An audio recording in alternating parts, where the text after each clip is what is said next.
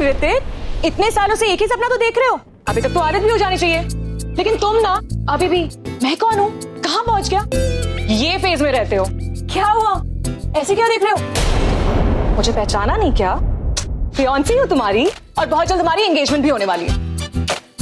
अच्छा ये तो बता दो, सपने में क्या देखा? एक लड़की थी। दिखने में कैसी है वो?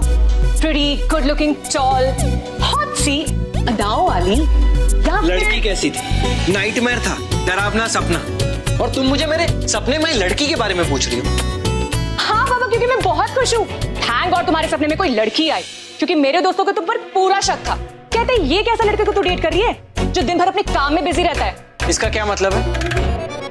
वो सब छोड़ो तुम, पॉइंट की बात ये है कि जब तक तुम्हारे सपने में कोई लड़का नहीं आए और रियल लाइफ में कोई लड़की, मुझे मेरी भगवान जी से कोई शिकायत नहीं है।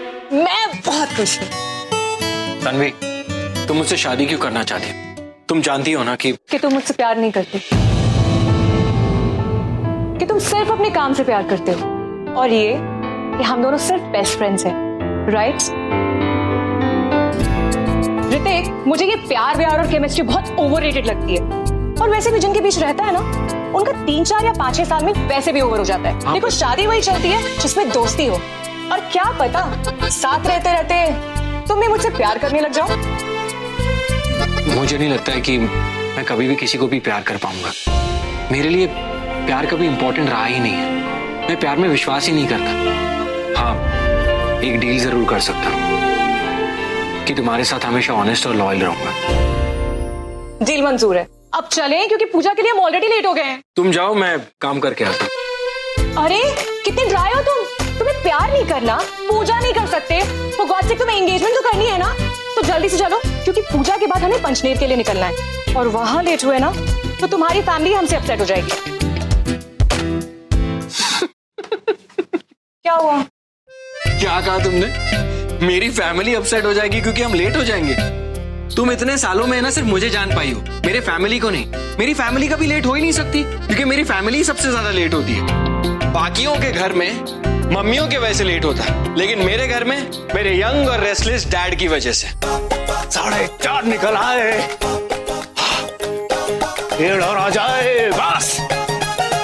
इन दिनों डैड का बस एक ही गोल है, उनके 6 पैक्स। प्राण जाए लेकिन फैशन ना जाए, यही है उनका फंडा। पहले ब्लैक वाला सूट चूज करेंगे, फिर ग्रे, फिर आएंगी उनकी लाइफ की हीरोइन, यानी कि मेरी मॉम, और वो बोलेंगी ओफो, ये क्या कर रहे हैं आप?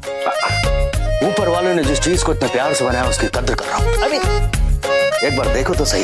एंगेजमेंट आपकी नहीं, आपके बेटे की है। आई नो, लेकिन क्या करूं बीवी जी, आपके बेटे का डैड है इतना डैशिंग और हैंडसम कि मैं क्या कर सकता हूँ? बताओ ना, कौन से कलर का सूट पहनूं कि जितना क्लीन कट उससे भी ज्यादा स्वैग वाला लगूं? अब ये स्वैग क्या होता है? ले, स्वैग नहीं सुना? अरे वो बन्नू तेरा स्वैगर वाला स्वैग। आपको तो स्वेटर सुनाई दिया होगा ना? अच्छा बताओ ना, कौन सा कलर का पहनूं? सफेद पहनेंगे आप, क्योंकि आज शिव जी की पूजा है और उनको सफेद रंग बहुत पसंद है। मेरी फैमिली में सभी लोग बहुत यूनिक है, सबको एक साथ कर दो तो एक्शन, इमोशन, ड्रामा, कॉमेडी सब एक ही साथ हो जाए। सुनिए, आपने ये काला सूट क्यों पहना? मैंने कहा था ना कि सफेद पहनेगा। शिव जी को सफेद रंग पसंद है।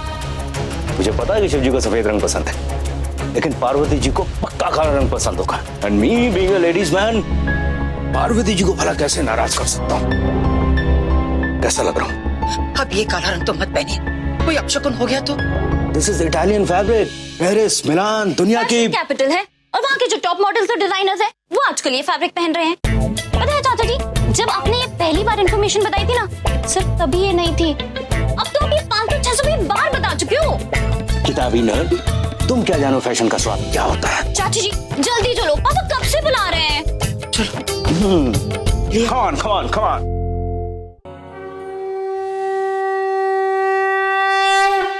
आपका बेटा कहाँ है जिसके लिए पूजा रखी है? दिखाई नहीं दे रहा। बेटा यहाँ है, ठीक प्रसाद के टाइम पे।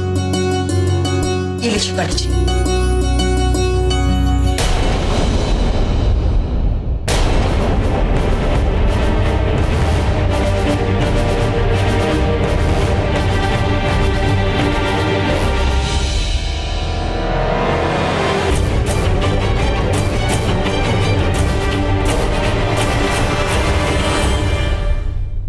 बाहर कोई तूफान आया है?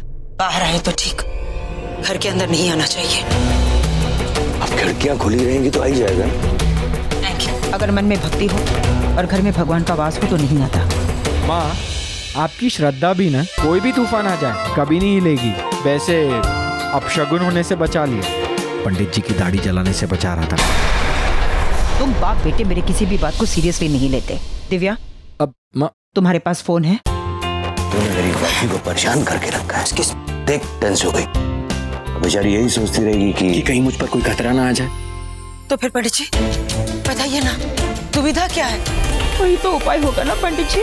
है, ऋतिक की शादी किसी भी हालत में उसके 25 साल के होने के पहले हो जानी चाहिए, नहीं तो जैसे ही ऋतिक 25 साल का हो जाएगा, उसके 25 वर्ष के होते ही उसकी जिंदगी पर बहुत बड़ा संकट आ जाएगा।